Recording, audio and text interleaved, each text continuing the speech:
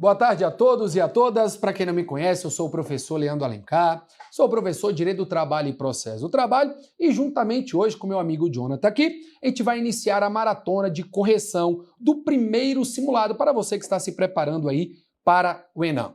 Tudo bem? Tá na sua tela aí, quarto Enem 2025, olha só, o quarto Enem 2025, correção então do primeiro simulado pós-edital. Então, obviamente, que a nossa correção vai se limitar à parte aqui, neste momento, de direito do trabalho, tudo bem? E lá no seu simulado, olha só, a questão, né? Na verdade, a matéria de direito, as questões de direito do trabalho, elas se iniciam, então, na questão de número 13. E olha o que foi cobrado na questão de número 13. Opa, só um detalhe aqui, calma aí, estamos ao... Jonathan, a canetinha... Só ajustar aqui a nossa caneta, pessoal. Quer ajustar? Quer paralisar? Tá, então já a gente está de volta aqui.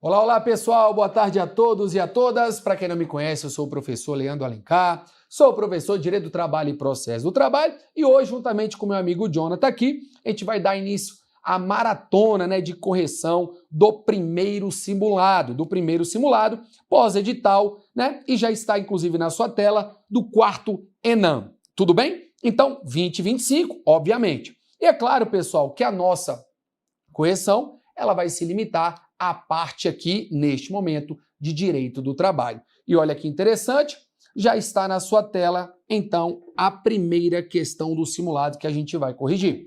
Inicia, então, lá na questão de número 13, pessoal. Olha o que diz lá, olha o que foi cobrado na questão de número 13 do seu simulado. O artigo 7º da Constituição Federal elenca os direitos dos trabalhadores urbanos e rurais. Assinale a alternativa que não corresponde a um desses direitos. É muito interessante essa questão, que está cobrando o quê? Dos senhores e das senhoras o entendimento com relação ao artigo 7º da Constituição. E é claro que se você está aí se preparando para uma prova que caia o direito do trabalho, não resta dúvida de que você precisa conhecer o artigo 7º, chamado de núcleo duro, né, do direito do trabalho. E olha só, temos aqui que encontrar em uma das alternativas que não corresponde um direito previsto lá no artigo 7º. Tudo bem? E aí a letra A diz o seguinte: seguro-desemprego em caso de desemprego involuntário. Na verdade, essa alternativa ela não pode ser marcada porque ela está correta. E a gente está procurando uma alternativa que não corresponde. Tanto a letra A corresponde que eu separei o artigo 7º, inciso 2, da Constituição Federal. Tudo bem? Que é a literalidade. B. Salário mínimo fixado em lei, nacionalmente unificado. Olha só o que diz o inciso 4. Salário mínimo fixado em lei, nacionalmente unificado, capaz de atender às suas necessidades vitais básicas e as de sua família, com moradia, alimentação, educação, saúde, lazer, vestuário, higiene, transporte e previdência social, com reajustes periódicos que lhe preservem o poder aquisitivo, sendo vedada sua vinculação para qualquer fim. Lembrando que o caput do próprio artigo 7º, ele é muito claro quando ele diz que são direitos dos trabalhadores urbanos e rurais, além de outros que visem a melhoria de sua condição social. Ou seja, esse dispositivo, ele trata tanto dos direitos dos trabalhadores urbanos e rurais. Tudo bem? Tranquilo? Então, olha só, o salário mínimo fixado em lei nacionalmente unificado é, de fato, um direito que está lá no artigo 7º da Constituição e, portanto, não poderia ser marcado. Letra C. Adicional de férias, dê no mínimo 1/3 a mais do que o salário normal. Aqui também, de fato, reproduz, né, a redação do artigo 7º, agora do inciso 17, quando ele diz lá que o gozo de férias anuais remuneradas com pelo menos 1/3 a mais do que o salário normal. Portanto, essa alternativa não poderíamos marcar. E a letra D diz: jornada de 6 horas diárias para qualquer atividade profissional. Calma aí. Então quer dizer que na jornada de trabalho, a jornada padrão seria de 6 horas diárias? Claro que não. Tanto não é que a própria Constituição, ela vai nos dizer, olha lá no inciso 13, que eu destaquei aqui, do artigo 7º, duração do trabalho normal não superior a 8 horas diárias e 44 horas semanais, né? Então, duração do trabalho normal não superior a 8 horas diárias e 44 semanais. Facultada a compensação de horários e a redução da jornada mediante acordo ou convenção coletiva de trabalho. Isso significa dizer que, na verdade, a jornada padrão que a gente tem é de 8 horas diárias e 44 horas semanais. Professor, mas temos algumas exceções de jornada de trabalho de 6 horas? Sim, temos. Tanto que eu até coloquei, fiz questão de colocar também o inciso 14, porque olha o que diz o inciso 14. Jornada de 6 horas para o trabalho realizado em turnos ininterruptos de revezamento, salvo negociação coletiva. Ou seja, qual seria a regra para você que trabalha, né, em turno ininterrupto de revezamento? Jornada de 6 horas. Essa seria a regra, exceto se houver norma coletiva em sentido contrário, mas teríamos aí um padrão de 6 horas. Mas a regra não é uma jornada de 6 horas, mas sim de 8 horas diárias e 44 horas semanais. Tudo bem? Então, de fato, a gente acaba de encontrar o gabarito. Letra D de dado. Mas a gente precisa ratificar, obviamente, e a letra E diz: proibição da diferença de salários por motivo de sexo ou idade. Obviamente que tem de haver, sim, essa vedação, porque a Constituição não vai permitir essa discriminação. Portanto, não é possível marcar também a letra E, porque ela está correta. É um direito que corresponde, que está lá no artigo 7º da Constituição. Lá no inciso 30, proibição de diferença de salários, de exercício de funções e de critério de admissão por motivo de sexo, idade, cor ou estado civil. Obviamente que é a Constituição, né, proibindo esse tipo de discriminação. Não há qualquer razoabilidade para diferenciar um salário, uma admissão, uma contratação, um exercício de uma função em razão de sexo, idade, cor ou estado civil. Claro que não. Isso é vedado pela própria Constituição, de modo que a letra A não poderia ser o gabarito. Tudo bem? Tranquilo, pessoal? Dessa forma, gabarito letra D de dado, gabarito letra D da questão de número 13. Tudo bem? Vamos para a nossa próxima questão, questão de número 14, que também tratou do artigo 7º da Constituição. De acordo com o artigo 7º da Constituição Federal, o aviso prévio proporcional ao tempo de serviço foi introduzido, letra A, para todos os trabalhadores com duração mínima de 60 dias. Cuidado, porque olha o que diz o artigo 7º, inciso 21 da Constituição Federal. Do artigo 7º, inciso 21 da Constituição Federal. São direitos dos trabalhadores urbanos e rurais, além de outros que visem a melhoria de sua condição social. O inciso 21 é muito claro, aviso prévio proporcional ao tempo de serviço, sendo no mínimo de 30 dias nos termos da lei, ou seja, no mínimo 30 dias. Então, quando diz lá com duração mínima de 60 dias, errado. Letra B de bola. Apenas para trabalhadores rurais, por se tratar de categoria hipossuficiente. Claro que não, até porque o próprio caput do artigo 7º, ele é muito claro quando ele diz que aqueles direitos, eles estão relacionados aos trabalhadores urbanos e rurais. Não tem essa diferenciação. C. Com duração mínima de 30 dias, acrescidos de 3 dias por ano de serviço até o máximo de 60 dias adicionais. Vou colocar aqui uma interrogação. Vamos aos demais. Letra D.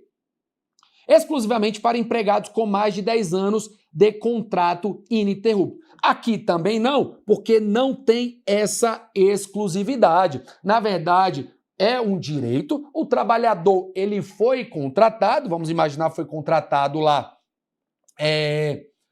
um contrato por prazo indeterminado, e por algum motivo lá, vamos pensar assim, antes mesmo de completar um ano de trabalho, a empresa ali, o empregador resolveu demitir aquele empregado, aquela empregada antes dos 12 meses, e ele vai ter direito ao aviso prévio? Claro que vai, mínimo de 30 dias. Tudo bem? Então não exclusivamente para empregados com mais de 10 anos de contrato ininterrupto, não tem isso.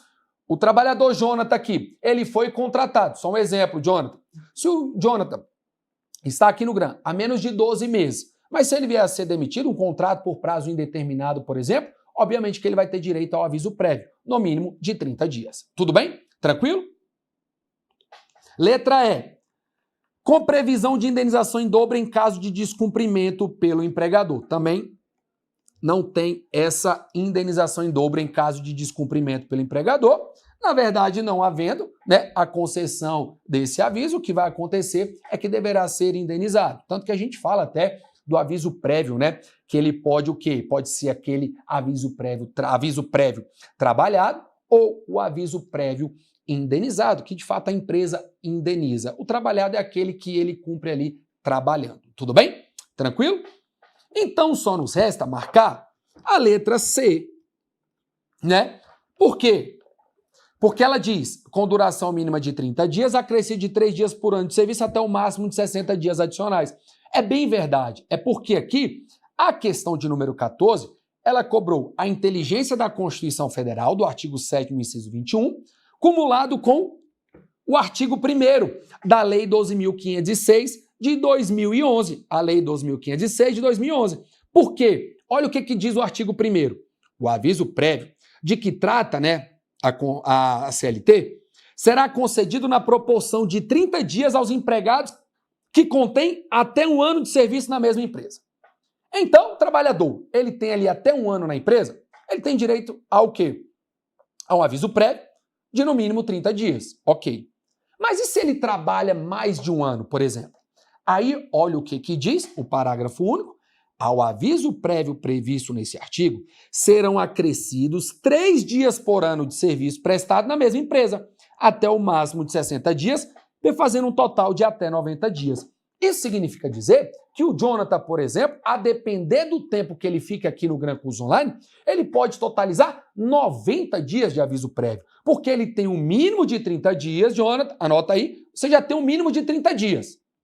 E aí você ainda vai computando 3 dias de aviso para cada ano trabalhado. Dessa forma, você pode totalizar, então, um mínimo de 30, proporcionalmente 3 dias para cada ano você pode totalizar até 60 dias, juntando os dois períodos, o que acontece? Juntando o mínimo de 30 dias mais o proporcional que você pode chegar até 60, você pode ter então um total de 90 dias de aviso prévio. Tudo bem? Tranquilo? Então, de fato, aqui não resta dúvida de que o gabarito é a letra C de casa. É uma duração mínima de 30 dias, acrescido de 3 dias por ano de serviço, até o máximo de 60 dias adicionais, e aqui é a parte proporcional, aqui é a parte proporcional, e isso tudo vai totalizar 90 dias, até 90 dias. Tudo bem, pessoal? Tranquilo? Seguimos aqui para a nossa próxima questão. Número 15. Em relação à proteção ao salário, nos termos do artigo 7º da Constituição, assinale a afirmativa correta, mais uma questão que está cobrando a inteligência do artigo 7º. A letra A diz: é permitida sua redução por negociação coletiva, ainda que sem previsão constitucional expressa. Na verdade, temos sim previsão na Constituição Federal. Olha o que diz pra gente o artigo 7º, inciso quê? 6 da Constituição Federal. Então, são direitos dos trabalhadores urbanos e rurais, além de outros que visem a melhoria de sua condição social, a irredutibilidade do salário. Ou seja, a regra que temos na Constituição é da irredutibilidade do salário. Ou seja, o que acontece? O Gran Curso. Então, ele contratou o Jonathan. E ele celebrou um contrato lá e foi estabelecido um salário, né, uma remuneração devida a Jonathan. O gran curso pode chegar ali, por livre, espontânea vontade, e simplesmente querer reduzir o salário de Jonathan? Não, em razão da irredutibilidade do salário. O salário ele é irredutível. O que acontece? Foi dada a ele aquela condição, é vedado ao empregador reduzir o seu salário, porque aquela condição já foi dada a ele. É uma espécie, então, de direito adquirido, vamos imaginar assim. Mas essa é a regra, porque temos exceção. Tanto temos exceção, pessoal, que na própria Constituição diz lá no inciso 6, irredutibilidade do salário, salvo o disposto em convenção ou acordo coletivo. Ou seja, a própria Constituição diz, ele traz a regra, o salário, temos ali o princípio da irredutibilidade do salário. Não pode haver o quê? Essa redução. No entanto, salvo disposto em convenção ou acordo coletivo. E aqui ganha importância a previsão, por exemplo, do artigo 611-A da CLT, de forma mais específica o parágrafo 3º. Por quê? Olha o que diz o caput do artigo 611-A. A convenção coletiva e o acordo coletivo de trabalho tem prevalência sobre a lei quando, entre outros, dispuserem sobre. Então, o artigo 611-A da CLT, aquele dispositivo que vai tratar da prevalência do negociado sobre o legislado. Tudo bem?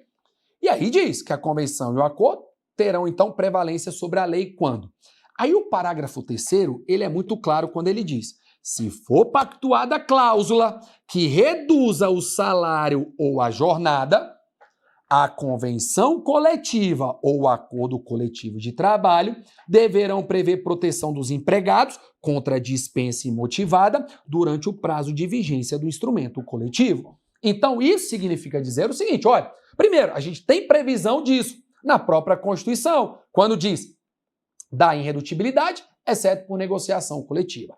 Agora, o artigo 611-A, parágrafo 3º, traz uma previsão muito importante. Detalhe importante também, que é o quê? Pode cair na sua prova dizendo que essa redução ela só pode acontecer por acordo ou só por convenção. Não, por acordo ou convenção coletiva. Só que aí, o legislador reformista, até porque esse parágrafo, esse dispositivo, né, foram então incluídos pela reforma trabalhista, a Lei 3.467 de 2017, né, Lei 3.467 de 2017, o que o legislador reformista colocou? Olha, até pode reduzir o salário e a jornada. No entanto, uma compensação vai ter que acontecer. Vai ter uma contrapartida, vamos dizer assim. Se por um lado você reduz o salário e a jornada do trabalhador, por outro você vai dar a ele uma estabilidade, uma garantia no trabalho, uma garantia provisória no emprego. Seria, assim, de fato, uma espécie de garantia. Tanto é assim que fica vedada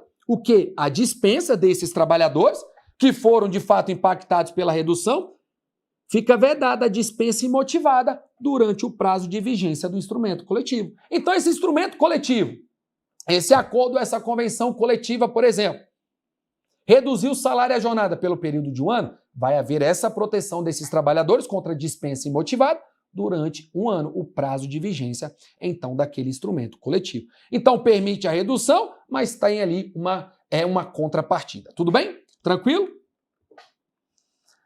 Então, de fato aqui, letra A fora. Letra B, o salário mínimo não pode ser utilizado como base de cálculo para qualquer finalidade. De fato aqui vai ser o gabarito, porque a gente já viu, inclusive, a redação do artigo 7º, inciso 4, tá, da Constituição. A irredutibilidade de salário é absoluta, não é absoluta porque a gente já viu que por norma coletiva pode. Letra D, a Constituição admite a vinculação do salário mínimo para fim de benefício previdenciário. Na verdade, não é permitido para qualquer finalidade.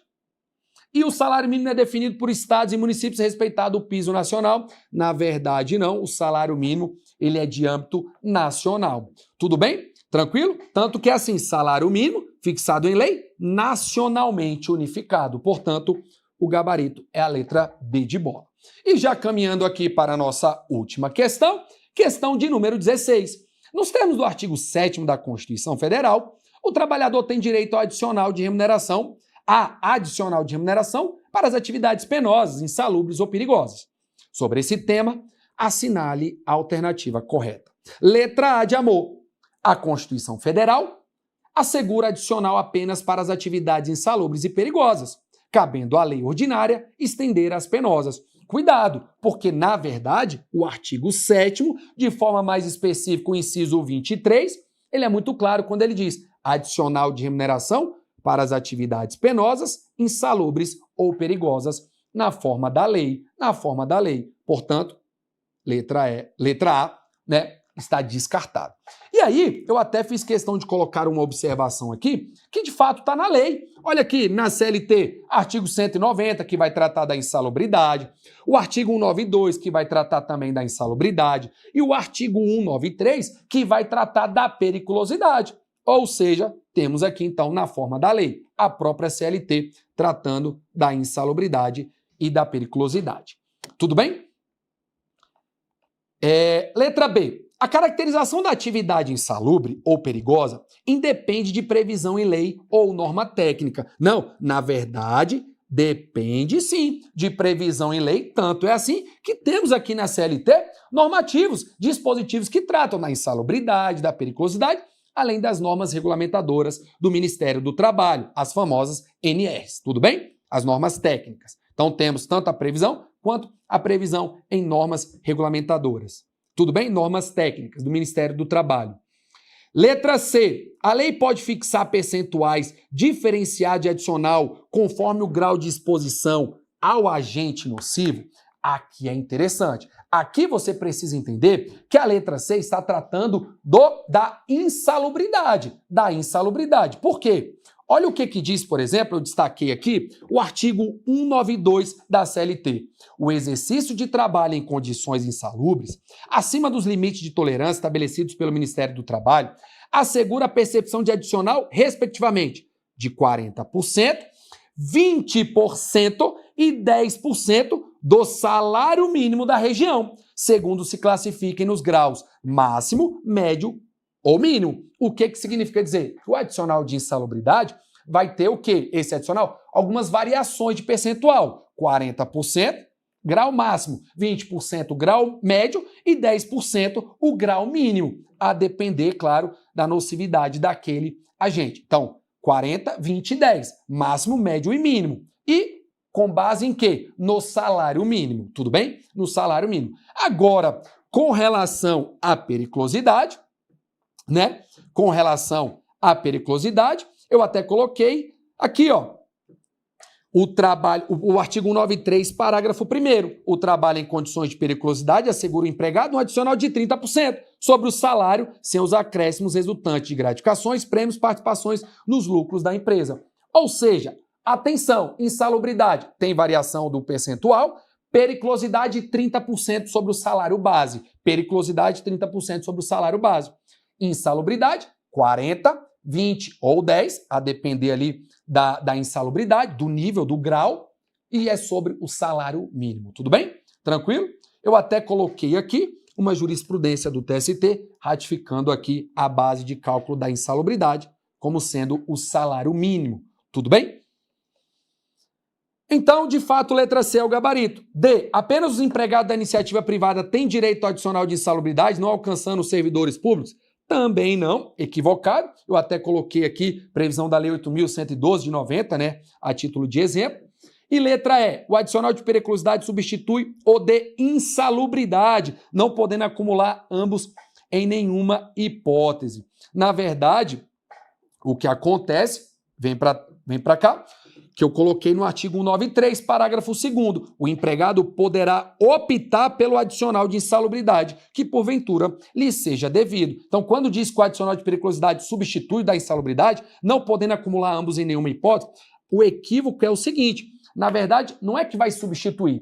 É bem verdade que eles não podem, a jurisprudência do TST entende que não pode ser cumulado os respectivos adicionais. Tudo bem, mas, de fato, ali, o trabalhador ele vai optar pelo adicional de periculosidade ou pelo adicional de insalubridade, tá bom? Então, não vai ter essa substituição. Na verdade, o trabalhador ele vai optar com base no artigo 93, parágrafo 2º.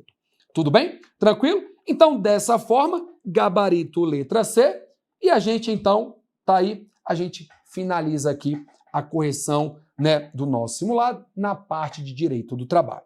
Beleza? Então eu vou ficando por aqui. A maratona continua. Até a próxima.